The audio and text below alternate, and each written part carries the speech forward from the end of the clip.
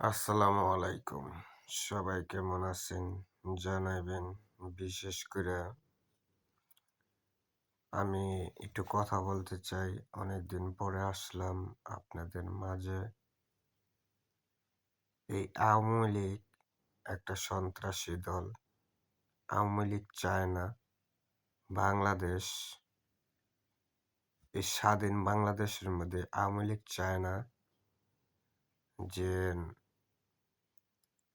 সশস্ত্র বাহিনীকে বা বিডিআর বাহিনীকে, সেনাবাহিনীকে বা নৌবাহিনীকে, বিমান বাহিনীকে শক্তিশালী করার জন্য আওয়ামী লীগ এটা কখনো চায় নাই। বা আওয়ামী লীগ যদি এটা জিনিসটা যদি চাইতই, তাহলে এই ভারতের সাথে তিলখানার হত্যার করার চেষ্টাই করতো না। বিডিআর বাহিনীকে হত্যা করার জন্য আওয়ামী লীগ দায়ী, ভারতের রয়ের দায়ী। তাই বিশেষ করে আমি একটা নিউজ দিতে চাই, যদি ভারতের সাথে কারো হাত থাকে বা দালালি করতে চান, ঠিক আছে, ভদ্রভাবে বলতেছি, যদি ভারতের সাথে দালালি করতে চান বা ইয়ে করতে চান, তাহলে ভারত যা দালালি করেন, কিন্তু বাংলার মাটিতে দেশপ্রেমিক ছাড়া কোনো জায়গা হবে না। বাংলার মাটি স্বাধীন বাংলাদেশ। তাই বলছি, যদি বাঁচতে চান, দেশের জন্য যদি যুদ্ধ করার লাগে, ভারতের সাথে যদি যুদ্ধ করতে হয়, তো যুদ্ধ করার মতন আমাকে ওই সাহসটা আছে। যুদ্ধ করার মতন এই সাহসটা আছে। শেখ সেলিম, শেখ তালিম, শেখ পরিবারের কোনো নির্বাচন করবে দূরের কথা, আওয়ামী লীগ বলতে কোনো লীগ বলতে দূরের কথা, থাকবে দূরের কথা, এটি বলার বাইরে। ভারতের যত কটা দালাল আছে সব আওয়ামী লীগের মধ্যে সব আছে। বিএনপির মধ্যে কিছুটা পাওয়া যাইতেছে এখন। তা আশা করব যে আওয়ামী লীগের যত কটাই দালাল আছে বাংলার মাটিতে, বালার বালার কইতাছি সোজাই জিজ্ঞা, যদি দেশে থাকতে হয়,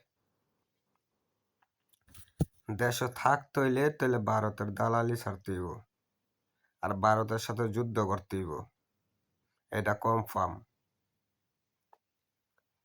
আমি একটা সাধারণ প্রবাসী হইয়া আমি কথাটা বললাম যে ভারতের সাথে যুদ্ধ করার জন্য প্রস্তুতি নাও। ভারতের সাথে যে যুদ্ধ, এটা বাংলাদেশ ভারত যে যুদ্ধ হবে এটা কনফার্ম। আজকে হোক বা কালকে হোক বা সকাল হোক বা বিকাল হোক, যুদ্ধ এটা হবে ভারতের সাথে। এই তিলখানার হত্যা করার ৫৭ জন হত্যার প্রবিষ্যটা নিছিল শেখ হাসিনায়। শেখ হাসিনায় নিছিল এটার হত্যা। শেখ হাসিনা কিন্তু সেনাবাহিনীরা পছন্দ করে না। জাতির মেরুদণ্ড ভেঙে দিয়েছিল ভারতের রয়ের মাধ্যমে, বা ভারত থেকে ১৮২ জন সেনাবাহিনী আনছিল এই হত্যাটা করার জন্য। হয়তো বিমান দাইছে, কোন দায় যেন পারিয়ে গেছে, এটা কইতেই পারে না বাংলার মানুষ বা বাংলার জনগণ। বা এক কাজ দা গেছে, এক কাজ বর্ডার দা ঢুকছে, বিমান দা গেছে, ধরার মতন কোনো ক্ষমতা ছিল না। তাই আশা করব ভারতের সাথে যুদ্ধ যেটা হবে এটা কনফার্ম। এটা কনফার্ম। আমি আমি বললাম এটা কনফার্ম, এক সময় না এক সময় হবে। তো এই প্রস্তুতিতেই দেশপ্রেমিক ভাইদেরকে বলবো, দেশের জন্য ৭১ সালে যেমন পাকিস্তানের হায়নাদের কাছ থেকে আমরা দেশ স্বাধীন করেছিলাম, তা আশা করব বাংলাদেশ আর ভারতের সাথে যুদ্ধ করে আমাদের দেশপ্রেমিক ভাইদেরকে দেশ মাতাকে রক্ষা করব, দেশের মাটিকে রক্ষা করব। ভারতকে আর 1 ইঞ্চি ছাড় দেওয়া হবে না, এক চুল পরিমাণে ছাড় দেওয়া হবে না ভারতকে। ভারত যত বড়ই হোক, ভারত বাংলাদেশের লেগা, ঠিক আছে, বাংলাদেশের গলা কাটা হয়েছে এখন ভারত।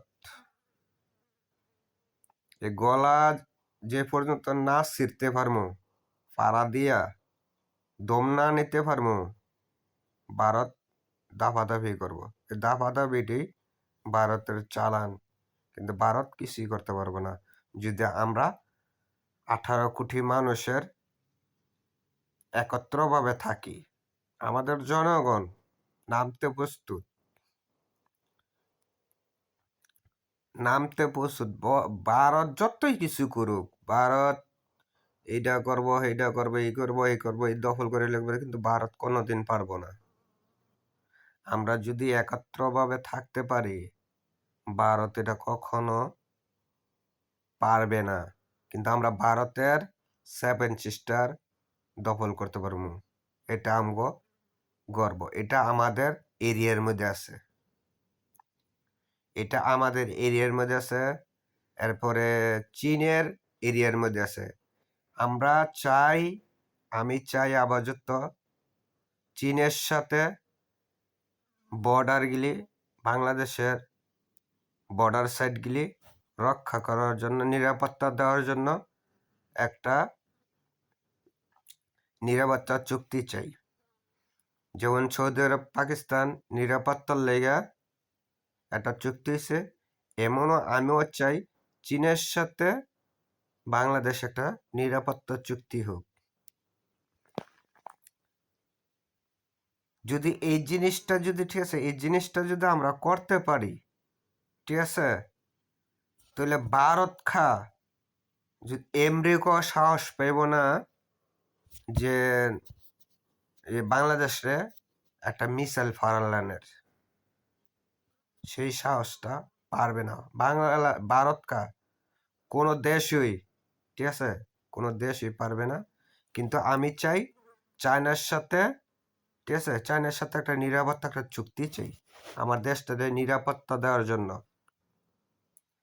আমার বাংলাদেশ নিরাপত্তা দেওয়ার জন্য চায়নার সাথে ডক্টর ইউনূস স্যারকে বলবো, চায়নার সাথে দূরত্বভাবে একটা নিরাপত্তা চুক্তি নেন। যেমন পাকিস্তান সৌদি আরব একটা চুক্তি করছে নিরাপত্তার জন্য, তা আমিও চাই চায়নার সাথে আমরা একটা নিরাপত্তা চাই। আর চায়নার সাথে আমরা এমনভাবে চুক্তি করব, সামরিক চুক্তি, যত যেন যেটা লাগে বাংলাদেশের মধ্যে আকাশের তেনে ধরে যেন যেটা লাগে, চায়নার তেনে সবসময় এই জিনিসটি আনার চেষ্টা করব বা উদ্ধার করার চেষ্টা চায়নার সাথে। যদি আমরা এটা যদি একত্রভাবে যদি হইতে চান বা আমার সাথে একত্রভাবে হইতে চান, তাহলে আশা করব শেয়ার সাবস্ক্রাইব করে, ঠিক আছে, ডক্টর ইউনূসের কাছে আমার এই মেসেজটা পৌঁছায় দেওয়ার জন্য। জাতি হিসাবে আমরা গর্ব করতে পারি, কিন্তু ভারতকে চুল পরিমাণে ছাড়তে হবে না। বরাবরের যুদ্ধ দেখছিলেন, আশা তো করি মনে হয় দেখছিলেন। 2001 সালের কথা, কিন্তু এটা 24 বছর আগের কথা। 24 বছরের আগের কথা। বরাবরের যুদ্ধ ছিল কিন্তু 1 সালে। ওই যুদ্ধের প্রতিশোধ কিন্তু নিচ্ছে 2009 সালে। 57 জন সেনাবাহিনী হত্যা করে, দেশপ্রেমিক ভাইদেরকে হত্যা করে ওরা এই কামটা করছে। কিন্তু লগে ছিল ফেসিস্ট খুনি হাসিনা। আওয়ামী লীগের পেত্তারা, ভারতের দালালরা এখনো কইতেছে সুযোগ্যা। ভারতের কোনো দালালি চলবে না এই সিজনের নির্বাচনের। কোনো দালালি করতে না, কোনো জায়গায় না। যে দালালি করবে, যে স্বৈরাচার করবি, হ্যাঁ রে